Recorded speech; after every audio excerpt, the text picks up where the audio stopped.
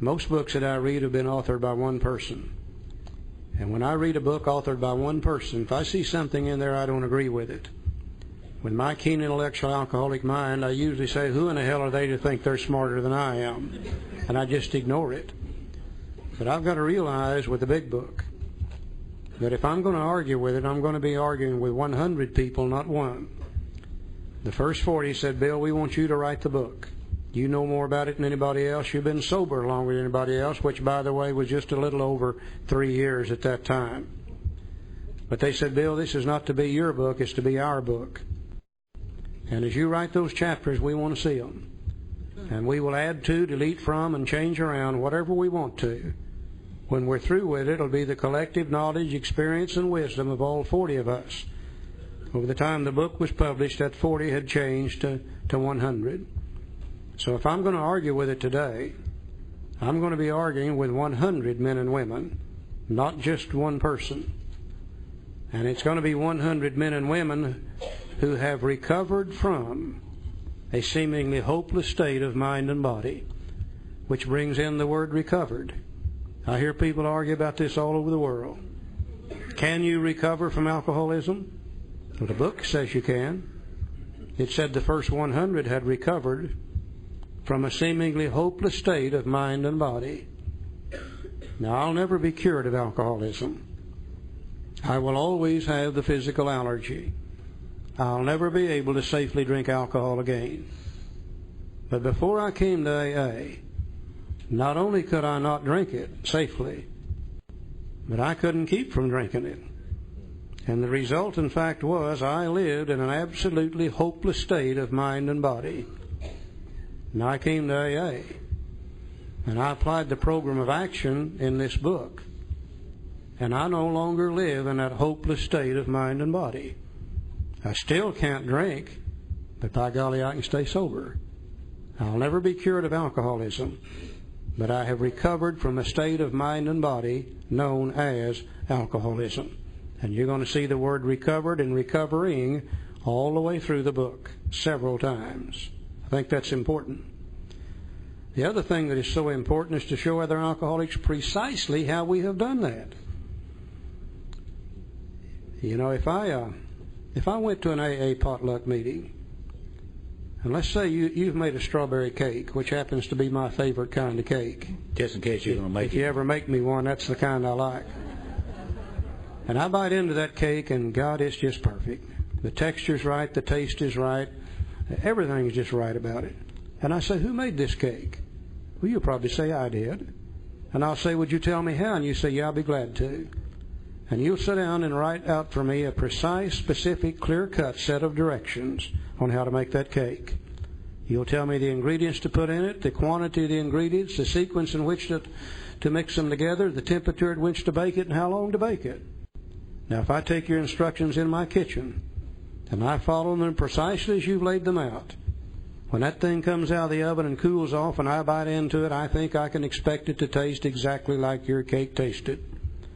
But if I get your directions in my kitchen, and my keen intellectual alcoholic mind starts working, it may say, well, now I'm not sure about 6 eggs. Maybe we ought to just put 4 in there. Instead of 2 cups of sugar, I believe it would be better with 3.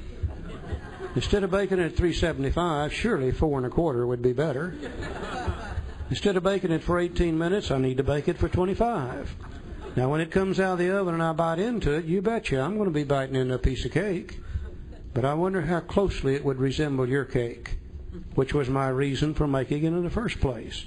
A precise, specific, clear-cut set of directions on how to recover from alcoholism. We've been around AA long enough to know and fully understand you can't make anybody do anything that they don't want to in AA. The only requirement for membership in Alcoholics Anonymous is a desire to stop drinking. You can stand up in an AA meeting and say, I don't like you people at all. Can hardly drink your lousy old coffee. And every time I read your 12 steps, I vomit. But I'm going to be a member of AA because I got a desire to stay sober, and nobody can say a word about that. But that's dealing with membership in the fellowship of Alcoholics Anonymous. If you want to recover from alcoholism, there are some things you're probably going to have to do. And that's what this book deals with. It doesn't deal with membership in the fellowship. It deals with recovery from alcoholism. And if we will do as these first 100 did, then surely we can expect to receive what they got, recovery from a hopeless condition of mind and body known as alcoholism. And the book says, for them we hope these pages will prove so convincing that no further authentication be necessary.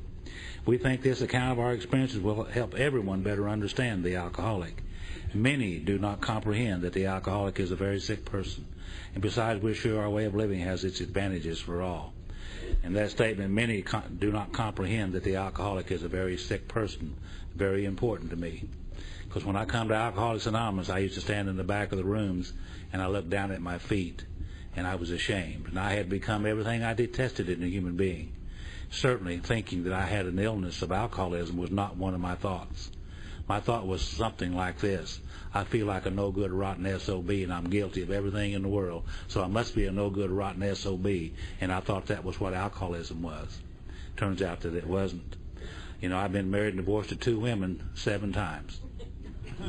Yeah. Would you repeat that? Yeah.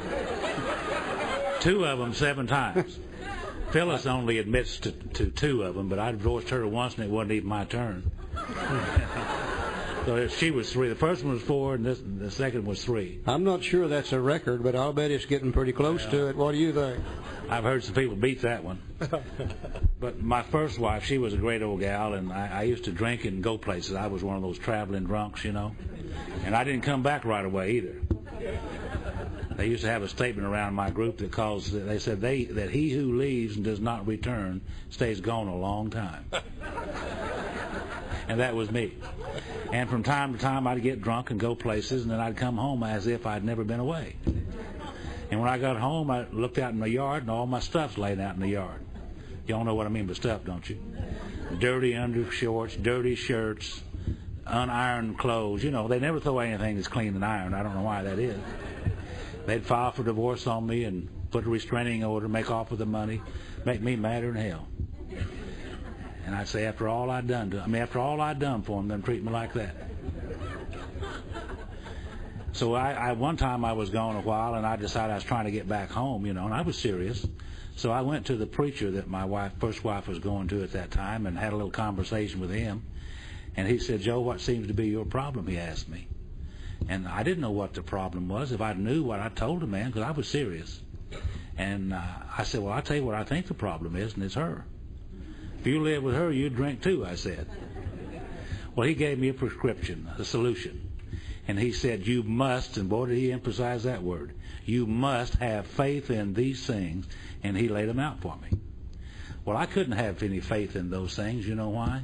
Because I didn't even believe them. How can you have faith in something that you don't even believe? Thank God for the second step so I could come to believe. But that was to happen sometime later. So later on, I met and married my other wife. We met in a bar, the Zebra Lounge. I can almost smell it now. And we were introduced, and she looked at me and said, you know, Joe, you look like my 3rd husband. I said, my God, how many of you had? And she said, 2. Yeah. Well, I liked her right away. And we started drinking and having fun and doing all those things. And then wasn't long after we got married till she started throwing my stuff out in the yard, filing for divorce on me, restraining order. Well, this time I went to a psychiatrist and sat down and talked to him, paid him $75 an hour, and he said, Mr. McCoy, for $75 an hour they'll call you Mr. Said, Mr. McCoy, what seems to be your problem? Well, I didn't know what the problem was. So I told him what I thought it was. It was her and her. And if you live with those 2, you drink too, I said. Well, he gave me a prescription. He thought I had a Valium deficiency.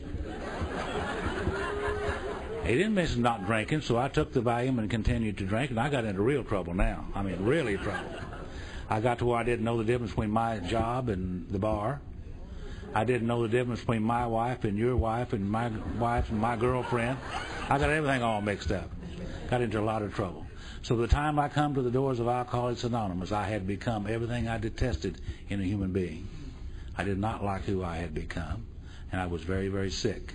It wasn't until after I got into listening to and the description of Dr. Silkworth's opinion on alcoholism that I began to understand what I had here. And it wasn't that I was a no-good, rotten SOB. I had an illness called alcoholism, a physical allergy coupled with obsession of the mind, and somehow or other that information helped me overcome some of these ideas that I had. And as I look back now and I know more about this, you know, the very first 16 printings of this book, Alcoholics Anonymous, the doctor's opinion was on page 1. 1955, in the second edition, they moved the doctor's opinion out of the page 1 and put it in the Roman numeral sections. And you all know we don't read Roman numeral sections, do we? Who does? And I think that most of us in Alcoholics Anonymous got away from the idea of the doctor's opinion and just looked at Bill's story, page 1.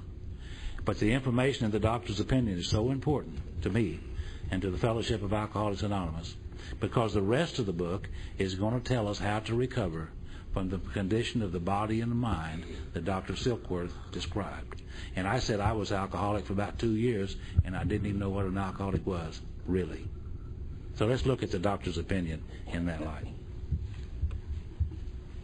We start looking at what the problem actually is, and most of us are absolutely amazed to find out what the problem is. Because most of us felt before we came here that it was a matter of willpower. That after all, we had enough willpower that we ought to be able to control our drinking. And we found out that willpower didn't work, then we assumed that we were just crazy. Or maybe we thought it was moral character. Or maybe we thought we were just sinful, rotten people. Now, why wouldn't we think that? That's what everybody had told us up to this point. And throughout the history of humankind, they've been trying to find out for thousands of years what alcoholism is. You know, you really can't do anything about a problem till you understand the problem. And most of the people that tried to determine what alcoholism is were non-alcoholics to start with. They were the ones that said it was a lack of willpower. They said if you just use your willpower like we do, you wouldn't drink that way. They're the ones that said it was moral character. They're the ones that said it was sin. We alcoholics didn't say those things. Hell, we just kept on drinking. Let them worry about what it is. Alcoholism is not anything new. You'll find references to alcoholism as far back as human history is recorded. You know, one of the oldest recordings of human history is to be found in the Bible. And in the book of Proverbs in the Bible, there's some information there about alcoholism. You know, the book of Proverbs was written by a fellow named Solomon. And you all remember Solomon. He was a very, very wise, very learned individual. He might have been the first social worker the world's ever seen. Yeah, about ever people had a problem, they went to Solomon to get the answer for it. And apparently somebody asked him one time about alcoholism, because he describes this in Proverbs. He said, who has woe, who has sorrow, who has wounds without cause, who has redness of eyes? They that tarry long at the wine. Everybody was a wino in those days. They didn't have the hard stuff like we got it today. He said, you will be as one who sleepeth in the midst of the sea. You remember how you used to lay down in bed and that old bed start moving around on you? Or that sleepeth at the top of a tall mast. You know how a mast sways back and forth? And he said, you will say, they have beaten me, and I felt it not. And he surely knew some of us men. He said, and thine eyes shall behold strange women. Alcoholics really haven't changed very much, are they? And thine heart shall utter perverse things. Like, trust me, honey. Please trust me.